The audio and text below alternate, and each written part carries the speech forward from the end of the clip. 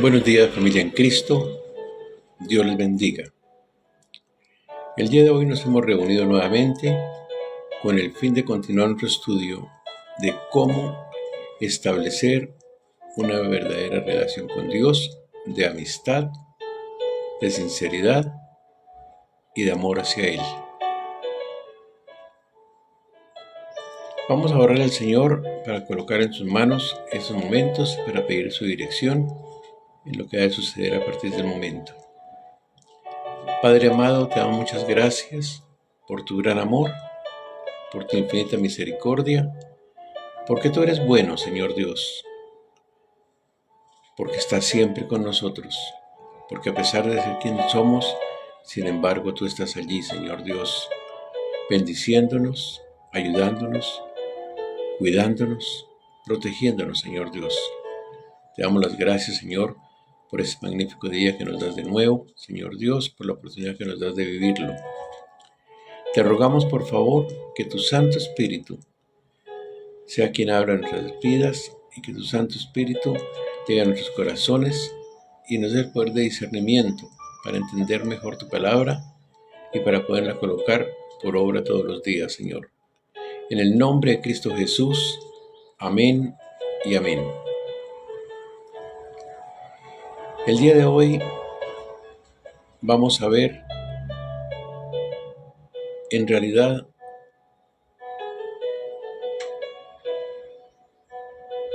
que Dios es amor. En esa palabra definimos lo más próximo al verdadero significado de Dios en nuestras vidas, su amor. Dios es amor. Los hijos amados se amarán entre sí. Amados, amémonos unos a otros, porque el amor es de Dios. Todo aquel que ama es nacido de Dios y conoce a Dios. Todo aquel que ama. ¿Qué tanto amas? Entre más amor tengas, más tienes de Dios en ti. La palabra amor fue ágape. No se trata de un sentimiento superficial, ni sexual, ni social.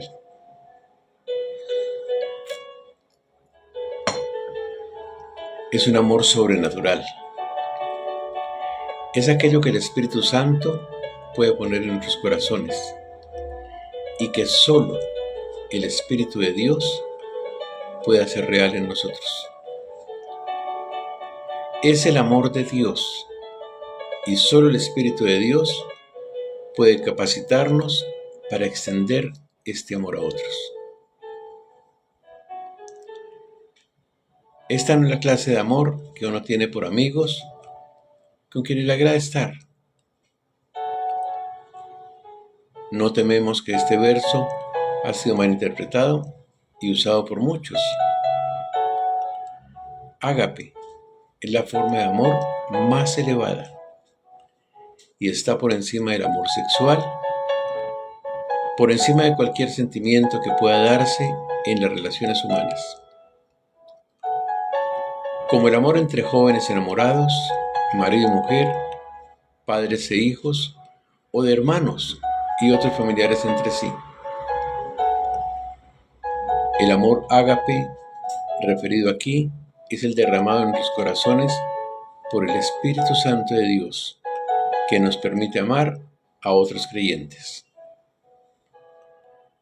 Todo aquel que ama es nacido de Dios y conoce a Dios. Esa expresión constituye una aproximación al tema desde un punto de vista humano. Cuando uno encuentra una persona que dice que es creyente y descubre que él o ella le aman a uno y que aman a otros hermanos, uno puede saber que tal persona es un hijo de Dios, es decir, que ha experimentado un nuevo nacimiento espiritual. El que no ama no ha conocido a Dios, porque Dios es amor. ¿Ama usted a otros creyentes? ¿Ama a sus vecinos? ¿A sus compañeros de estudio? ¿A sus compañeros de trabajo?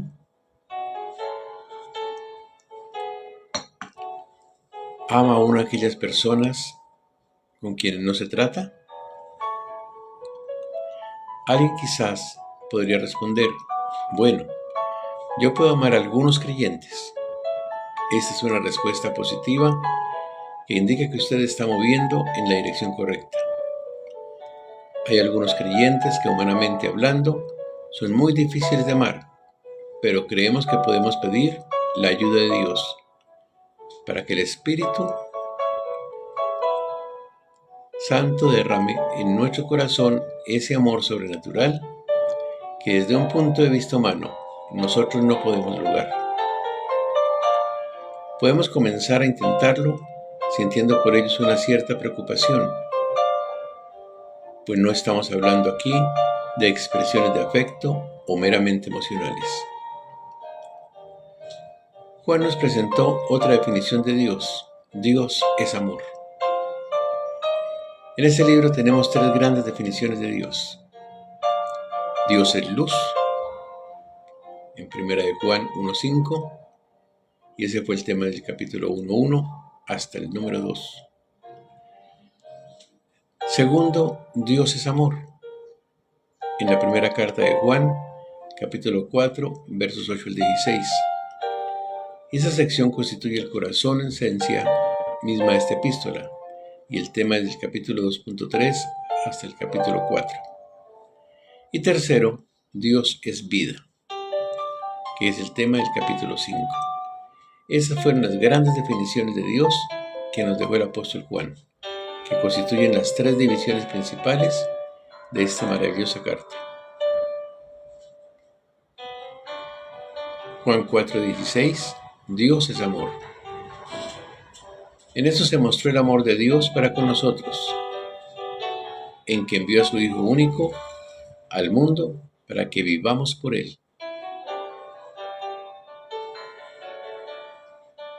¿Cómo le ama Dios a usted? Bueno, usted no encontrará ese amor en la naturaleza, sino que en ella encontrará dientes ensangrentados y unas garras afiladas. Usted encontrará el amor de Dios en el Calvario, allí en la cruz, en Jesús derramándose la última gota de tu sangre para darte salvación, sanidad y vida eterna. Allí es donde encontrará el amor de Dios manifestado. En esto se mostró el amor de Dios para con nosotros, en que Dios envió a su Hijo unigénito al mundo para que vivamos por Él. Dios ha demostrado su amor. Él entregó su vida por nosotros y esa fue la prueba de su amor. Ciertamente, apenas morirá alguno por un justo, con todo, pudiera ser que alguien tuviera el valor de morir por el bueno. No sé si usted podría encontrar a alguien que muriera por usted. Pienso que nosotros también tendríamos problemas a la hora de entregar y de encontrar a alguien. Pero Dios ha demostrado su amor entregando a su Hijo único a morir por usted y por mí. Y Dios no le amó a usted porque mereciera ser objeto de su amor, sino que le amó cuando usted era aún un pecador. Cristo, cuando aún éramos débiles, a su tiempo murió por los impíos. Bien, el hecho fue que nos amó, pero Dios muestra su amor para con nosotros, en que siendo aún pecadores, Cristo murió por nosotros. La explicación de este amor se encuentra en Él y no en nosotros, porque nosotros no somos precisamente encantadores, merecedores de ese amor. Cuando Jesucristo fue llamado el único Hijo, significó que Él tenía una relación única con el Padre. Él no fue creado. Dios llamó a los ángeles creados sus hijos y dijo que aquellos que confían en Cristo son hijos de Dios. Pero aún así, él dijo que el Señor Jesús era el único hijo, el unigénito hijo. Fue interesante que lo mismo fue dicho a Abraham. Por la fe de Abraham, cuando fue probado, ofreció a Isaac, el que había recibido las promesas, ofreció su unigénito. En aquel tiempo, Abraham ya tenía su hijo Ismael. Más adelante tuvo otros hijos. En realidad, Ismael probablemente se pareció a Abraham tanto como se pareció a Isaac. Pero Isaac fue llamado su unigénito. ¿Por qué? Porque él fue el único. Su nacimiento fue milagroso y una relación única con su padre que no fue comparada por otros hijos de Abraham. La posición del Señor Jesucristo en la Trinidad es la del Hijo Eterno, del Padre Eterno. Nosotros no podemos tener un Padre Eterno sin un Hijo Eterno. Dios no es un Padre en el sentido en que un ser humano es un Padre. Como registró Juan en su Evangelio capítulo 4, Señor Jesús dijo: Dios es Espíritu, su Hijo unigénito es el único Hijo del Padre. Otros son hijos por creación, como Adán y los ángeles, o por el nuevo nacimiento espiritual, como son los creyentes, pero solo Jesucristo es el Hijo único. Y el verso finaliza diciendo: para que vivamos por Él. ¿Y cómo vamos a vivir por Él? Vamos a vivir por Él porque Él murió. Su muerte nos da vida. En esto consiste el amor. No en que nosotros hayamos amado a Dios, sino en que Él nos amó a nosotros y envió a su Hijo en propiciación por nuestros pecados. En el capítulo 2, donde dijo: y Él es la propiciación por nuestros pecados, no solamente por los nuestros, sino también por los de todo el mundo. Reconocemos que en el Nuevo Testamento hay dos diferentes palabras que fueron traducidas como propiciación. En realidad es la misma palabra expresada de dos formas diferentes. Propiciación es la misma palabra que usaba para expiación en el Antiguo Testamento y que significa cubrir. En el tabernáculo o tienda de reunión de los israelitas en el desierto, en el lugar santísimo, se encontraba el arca del pacto. En la parte superior del arca había una tapa finamente adornada, coronada por dos querubines de oro macizo que se enfrentaban el uno al otro y miraban hacia abajo a la tapa del cofre o arca. El arca era un mueble magnífico, fabricado en madera de acacia y recubierto de oro por dentro y por fuera. La tapa fue llamada propiciatorio. Fue allí donde el pueblo de Israel se encontraba con Dios en la persona del sumo sacerdote. Una vez al año, y solo una vez al año, el sumo sacerdote entraba al lugar santísimo, trayendo la sangre que sería rociada sobre el propiciatorio. Esto es lo que convertía aquella tapa en un propiciatorio, donde Dios se mostraba propicio, favorable, y allí, y solo de esta forma, los israelitas podían encontrarse con Dios. Dios los amaba, pero simplemente no se dejó llevar por el amor, y entonces no les dijo: podéis venir a mí de cualquier manera que queráis. Esta era la forma en la que ellos debían acercarse a Él. En el gran día de la expiación, el sumo sacerdote entraba al lugar santísimo y rociaba el propiciatorio con sangre. Ello significaba que la nación era aceptada por Dios por un nuevo año, y entonces debía repetir el rito al año siguiente. El Señor Jesucristo fue llamado la propiciación por nuestros pecados, lo cual significa que Él es el propiciatorio para nuestros pecados. Jesús mismo es el propiciatorio porque Él murió en la cruz por nosotros, el cual fue entregado por nuestras transgresiones y resucitado por nuestra justificación. Él realizó la expiación por nuestros pecados, de manera que usted y yo podamos presentarnos con confianza ante el trono de la gracia de Dios. Ese trono es ahora un trono de gracia, porque ya hay misericordia para nosotros. Esto es lo que Cristo hizo, y esa fue la forma en que Dios demostró su amor por nosotros. Dios es amor. ¿Qué tenemos que hacer? Una observación. No podemos decir Dios es misericordia, tampoco podemos decir Dios es gracia, ni siquiera podemos decir Dios es justicia. Usted puede decir que Dios es santo, porque eso es lo que significa Dios es luz. Pero usted puede decir también Dios es amor. En todas partes se han visto errores y engaños en la ejecución de la justicia.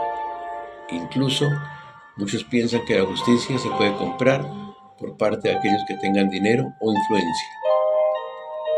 De todas formas, hemos querido enfatizar que aunque Dios lo ame a usted, no puede salvarle por amor. Dios tiene que hacer algo acerca del hecho de pecado, porque Él es santo y justo, y todo lo que Él hace es justo. Así que Él entregó a su Hijo a morir en la cruz por usted y por mí, para pagar el castigo de nuestro pecado, para que un Dios santo pueda ascender y salvarnos. Y es solamente con base a esto que un Dios santo puede salvarnos. De manera que Cristo es el propiciatorio, y allí es donde Dios revela su amor. De tal manera amó Dios al mundo, que ha dado a su Hijo unigénito, para que todo aquel que en Él cree no se pierda, sino que tenga vida eterna. En esto consiste el amor, no en que nosotros hayamos amado a Dios. Nosotros le amamos primero. Dios no entregó a su Hijo por nosotros porque fuéramos atractivos o buenas personas, o porque prometiéramos hacer algo. Dios nos amó cuando aún éramos pecadores. Usted y yo tenemos que reconocer que somos pecadores y que, como afirmó Pablo en Romanos, Dios muestra su amor para con nosotros en que, siendo aún pecadores, Cristo murió por nosotros. Dios lo hizo entonces, y Dios nos amó en ese tiempo y preparó un camino para nosotros para que lo aceptemos. Yo soy el camino, la verdad y la vida. Nadie viene al Padre sino por mí. No tiene sentido el pensar que porque Dios es amor y que todo va a resultar bien y finalmente todos irán al cielo. Todo va a resultar de forma justa, porque los perdidos irán a una perdición eterna y los salvados irán a una salvación eterna. Esa es la razón por la cual todo va a resultar muy bien. Le resultará bien las cosas o no le resultarán bien a usted. Bien, así sucederá si usted viene por el camino de Dios, y esta cuestión tiene una importancia trascendental. Amados, si Dios nos ha amado, también debemos amarnos unos a otros. Dios ha demostrado su amor por nosotros. Por lo tanto, usted y yo debemos amar en ese mismo nivel. Amados, si Dios así nos ha amado, en esto consiste el amor, en que Él nos amó a nosotros y envió a su Hijo. Él nos amó hasta el punto de entregar a su Hijo para que fuera ofrecido como sacrificio por el perdón de nuestros pecados. Si nosotros amamos a los que nos aman, o si hay un motivo egoísta para que los amemos, ese amor no tiene valor. Si amáis a los que os aman, ¿qué recompensa tendréis? ¿No hacen también lo mismo los recaudadores de impuestos, diciendo también debemos amarnos unos a otros? El apóstol no está hablando de un sentimiento superficial que hoy muchas personas albergan en su corazón. Como dijo Jesús, si me amáis, guardad mis mandamientos. Si usted realmente le ama, obedezca sus mandamientos.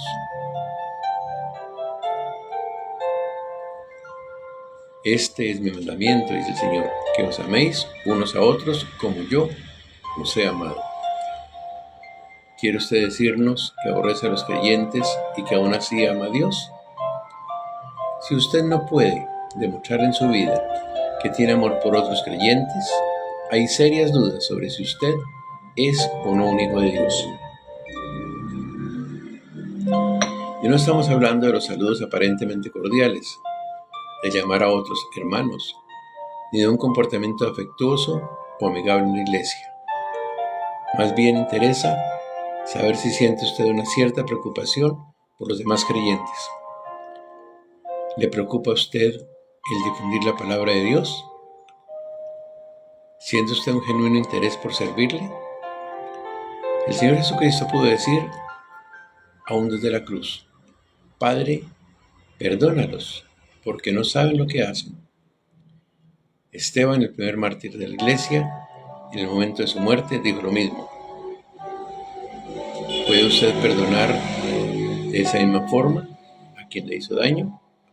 ¿Puede usted perdonar a aquellos que le han herido, que le han hecho daño, que profesan ser hijos de Dios?